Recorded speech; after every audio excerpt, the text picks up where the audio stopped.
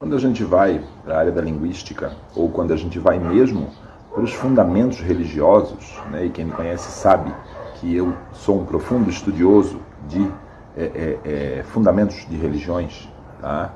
E entenda que religião não é seita, tá? O cristianismo é uma religião, a Igreja Católica é uma seita do cristianismo, a Igreja Evangélica é uma seita do cristianismo, a Igreja Luterana é uma seita do cristianismo, assim como o judaísmo tem suas seitas também, tem os xiitas, os xiitas são muçulmanos, tá? Então dessa forma. No Brasil a palavra seita ficou marginalizada como uma coisa ruim, quando na verdade não é. Seita vem de secta, vem de seguir, vem de um segmento, de uma secção de uma religião, de uma forma de entender aquela religião. Isso é uma seita. Vamos entender devagarzinho para a gente poder chegar onde eu quero chegar. Então, nós temos algumas religiões grandes no mundo hoje. Nós temos o cristianismo, que é ocidental, né? Dominância ocidental. Nós temos o judaísmo. Nós temos o islamismo. Tá? Então vamos lá. O budismo também não é religião, tá, gente? A gente considera aqui no Ocidente, mas o budismo não é religião. Também é uma forma de viver, é uma filosofia de vida. Então percebam bem diferente isso, ok? Religião pressupõe, tá? Um desligamento da humanidade com a divindade. Pressupõe aquele babado lá do pecado original, tá? Que surgiu com os judeus, nos antigos hebreus, tá? Depois, logo depois dos judeus, os muçulmanos, que tem também, logo depois dos muçulmanos, que tem também bases no judaísmo, tá? E então o cristianismo. Todos eles estão baseados no pecado original, que foi mal interpretado também nas traduções da Bíblia. Entendeu? Então, assim, basicamente o que significa é que nós, em dado momento, quando vivíamos, vamos colocar nos termos hebreus, nos termos judaicos, vivíamos no paraíso, nós começamos a nos questionar. E nós desejamos merecer a luz. Nós somos os inventores, os criadores do merecimento. Deus não inventou o merecimento, somos nós que desejamos merecer a luz. Então nós começamos a olhar para as trevas, nós começamos a olhar para a escuridão. Esse é o verdadeiro pecado original, não existe nada de cobra, de maçã, isso é uma coisa lendária para as pessoas ignorantes entenderem. Então perceba, se nós temos essa explicação, tá? E é uma explicação séria, com base científica, é um fato, tá? Eu estudo Cabala há muitos anos, e dentro dos estudos de Cabala, que são estudos de Cabala judaica, a gente aprende essa questão, tá? É por isso que eu sempre falo para você que a escuridão nada mais é do que luz não revelada, as trevas não são o mal, tá? Bem e mal também são criações nossas, humanas, tá? Então, e aí você passa a entender que, por que o candomblé não é uma religião? Porque o candomblé não busca essa religação, não busca essa reconexão com uma divindade da qual nós nos separamos, porque nós queríamos merecer. Então eu vou me afastar do Senhor, vou me afastar de Deus, porque eu desejo merecer, ou porque, vamos colocar o entendimento atual, porque eu tenho que merecer ser filho de Deus. Nós temos que fazer por merecer, nos esforçar, nos sacrificar por merecer sermos filhos de Deus. Olha, bem interessante isso, hein? No culto ao orixá, seja o candomblé brasileiro, seja o culto tradicional, seja o culto de Ifá, seja o culto de Egum, nós não temos essa conotação, nós não temos esse entendimento de uma necessidade de merecer. Por quê? Porque os orixás são nossos ancestrais e nós cultuamos a nossa ancestralidade para nos aproximarmos dos nossos amigos, dos nossos parentes, dos nossos ancestrais que foram divinizados por grandes obras, por grandes feitos. Eles não se separaram de nós. Nós temos o entendimento da genética, tanto biológica quanto espiritual, quanto energética, desses nossos ancestrais nas nossas vidas. Então, esse é o grande entendimento e o que faz com que o culto ao orixá seja tão diferente, assim como o próprio budismo também. Ok? O budismo, o hinduísmo e tantos outros, onde é necessário o quê? O culto para que se mantenha viva a chama, para que se mantenha viva a conexão, e não para que se busque uma reconexão, um perdão, porque não existe a configuração de pecado. Nós somos um culto anamartésico, culto ao orixá, é um culto anamartésico, onde não há configuração de pecado, onde não existe bem e mal, existe aquilo que me faz bem e aquilo que não me faz bem, e aquilo que eu posso fazer para o bem coletivo, e que eu posso fazer que não será legal para o bem coletivo, então eu evito de fazer. Existem as questões de contra-axé, existem fatores importantes e que são ponderantes para que eu me mantenha conectado a essa essência divina, a essa essência ancestral. Aí quando nós passamos a entender melhor a essência da criação, da invenção das religiões, e eu não estou aqui querendo citar nem Marx, tá bom? Todo mundo conhece, a maioria das pessoas conhece, se não conhece sabendo que foi Marx que falou, mas conhece essa frase: a religião é ópio do povo. Tá? Não vou nem levar para o mérito marxista, até porque eu não sou marxista. Tá?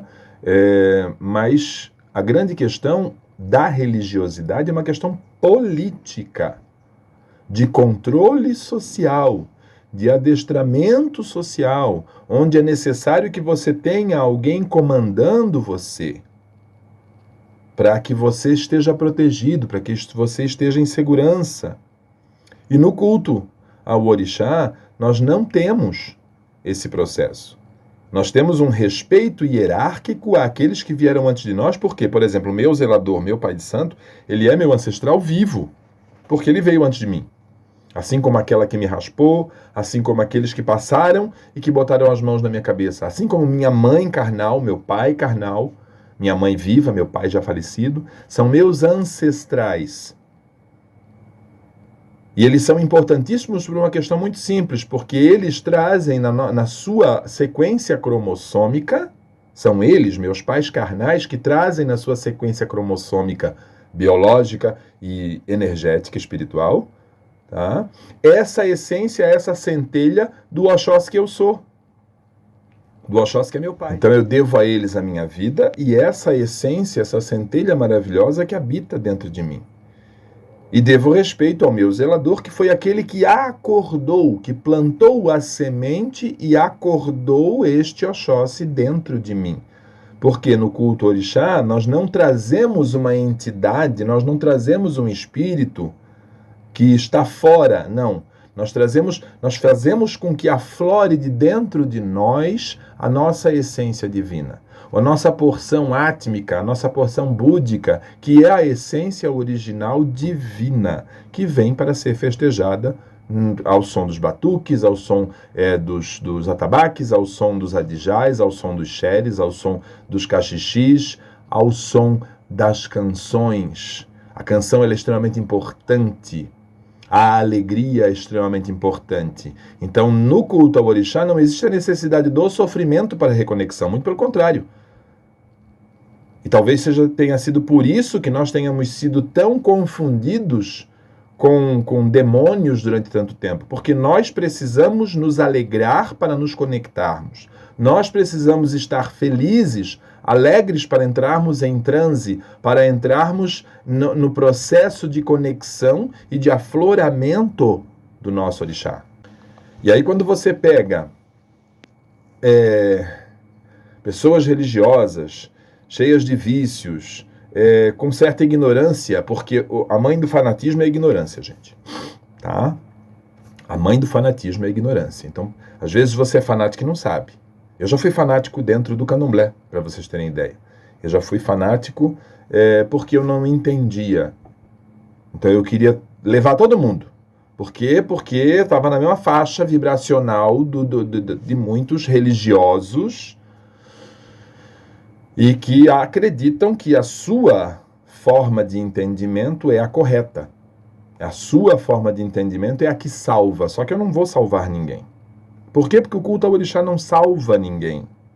O culto ao orixá propicia que você tenha uma vida de plenitude e que você possa viver uma vida de plenitude para que você possa continuar, prosseguir essa plenitude depois do momento em que você despia esse teu corpo carnal. Nós não temos medo da morte, por exemplo. Aliás, a morte é um orixá.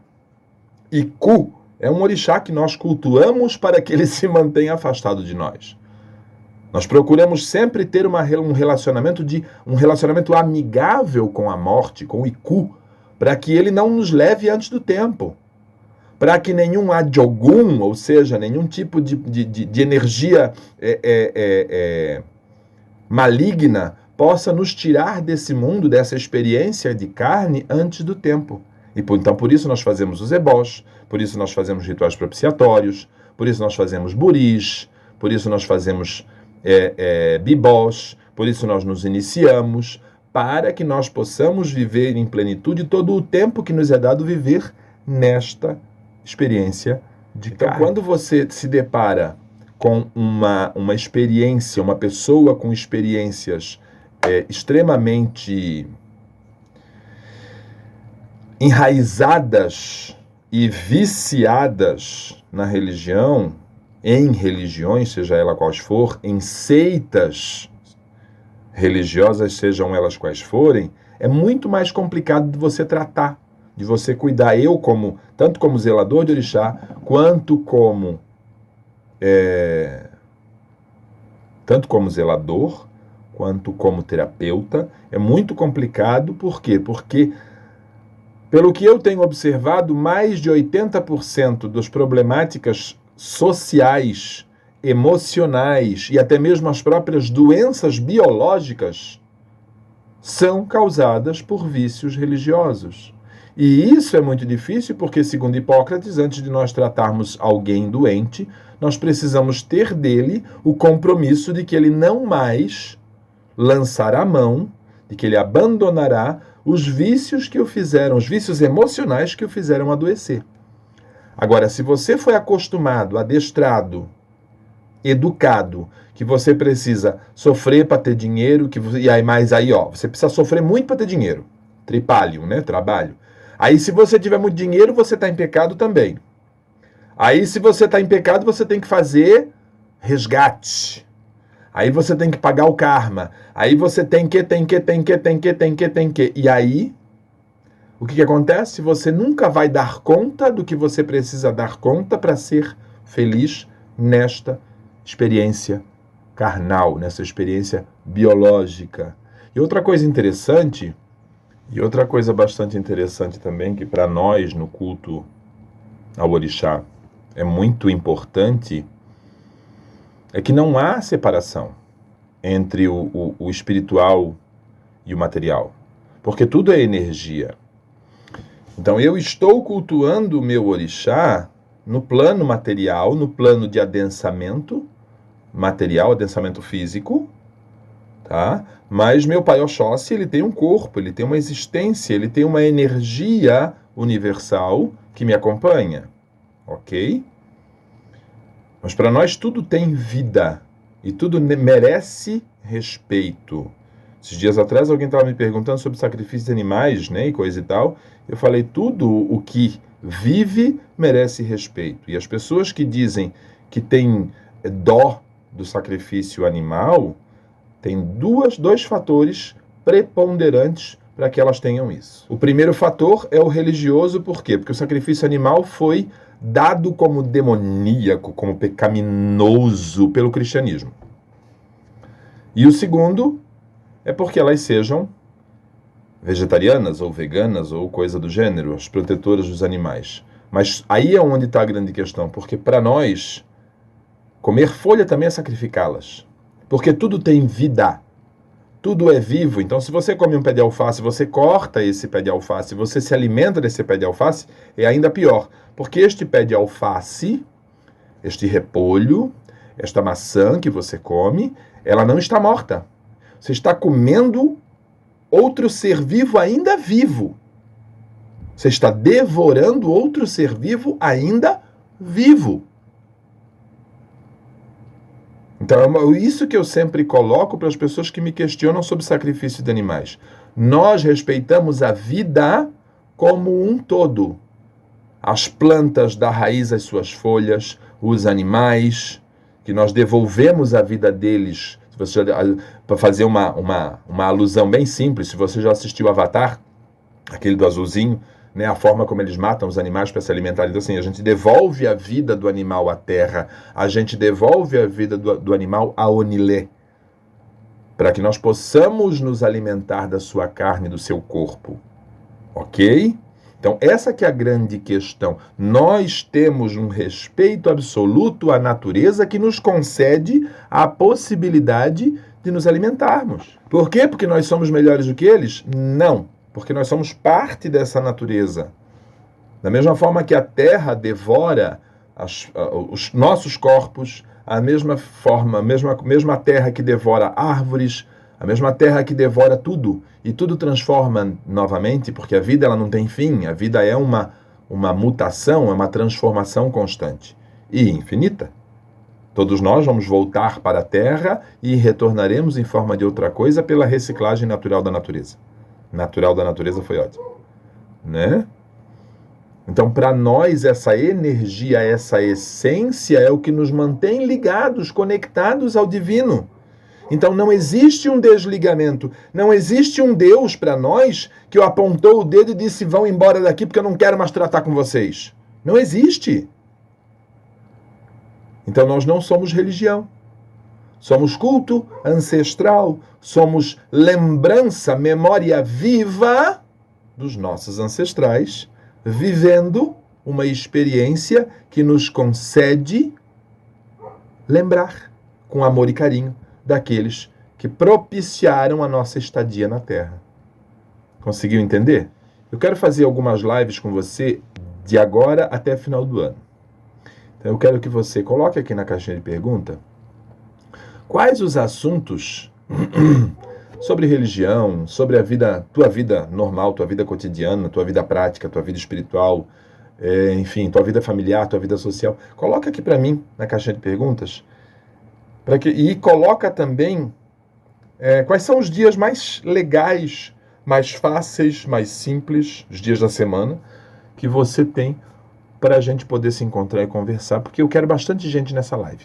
Então vem para cá, responde a caixinha de pergunta e coloca para mim que dia da semana é melhor para você me encontrar. E a gente vai começar a conversar de agora até final do ano. E aí na última live do ano eu vou apresentar para vocês as previsões para 2024. Na verdade não são previsões, vão ser apresentações de formas de você viver em harmonia e conquistar a plenitude que você almeja, que você deseja em 2024. Tá bom? Beijo no teu coração e até o nosso próximo encontro.